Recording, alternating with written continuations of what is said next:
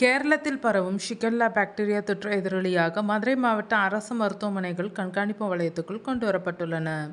Shigella bacteria தொற்று கேரளாவில் வேகமாக பரவி வருகிறது. இது அசுத்தமான உணவு, குடிநீர், சுகாதாரமற்ற சூழல், பாதிக்கப்பட்டவர்கள் மூலம் பரவும் குடல் நோயாகும். கோழிக்கோடு மற்றும் வயநாடு மாவட்டங்களில் 100க்கும் அதிகமானோர் இத்தொற்றால் பாதிக்கப்பட்டுள்ளனர். குறிப்பாக அங்குள்ள 5 வயதுக்குட்பட்ட குழந்தைகள் மற்றும் முதியோர் பாதிப்புக்கு உள்ளாகியுள்ளனர். இந்த தொற்று மனிதர்களின் குடலை தாக்கி கடுமையான வயிற்றுப்போக்கு, தீவிர உடல்நலக்குறைவு ஏற்படுத்தும் ஒரு ஆபத்தான பாக்டீரியா ஆகும். இவை 10 முதல் 100 வரை எண்ணிக்கையில் உடலுக்குள் சென்றாலே எளிதில் தொற்றை ஏற்படுத்திவிடும் அபாயம் உள்ளது. பொதுமக்கள் சுகாதாரமாக இருந்தால் இந்நோயிலிருந்து பாதுகாத்துக் கொள்ளலாம் என மருத்துவர்கள் தெரிவிக்கின்றனர். இதுகுறித்து மதுரை மாவட்ட சுகாதார அலுவலர் பொற்செல்வன் தெரிவித்ததாவது: மதுரை மாவட்டத்தில் இதுவரை ஷிகெல்லா பாக்டீரியா தொற்றால் யாரும் பாதிக்கப்படவில்லை.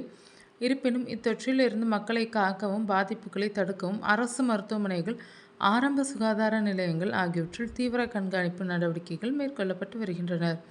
கடுமையான வயிற்றுப்போக்கு, காய்ச்சல் போன்ற அறிகுறிகளுடன் வருபவர்களுக்காக மருத்துவமனைகளில் தனி வார்டுகள் அமைக்கப்பட்டு தீவிர சிகிச்சை அளிக்கப்படுகிறது.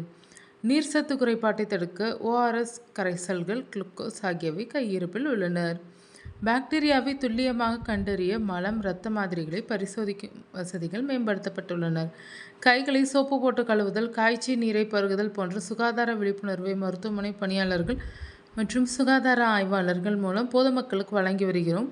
குறிப்பாக குழந்தைகள், முதியோர் மிகவும் சுகாதாரமாக இருக்க வேண்டும். இந்நோய் அறிகுறிகள் தென்பட்டால் உடனடியாக அருகில் உள்ள அரசு மருத்துவமனைக்கு சென்று சிகிச்சை பெற்றுக்கொள்ள வேண்டும். இவ்வாறு அவர் அறிவுறுத்தினார்.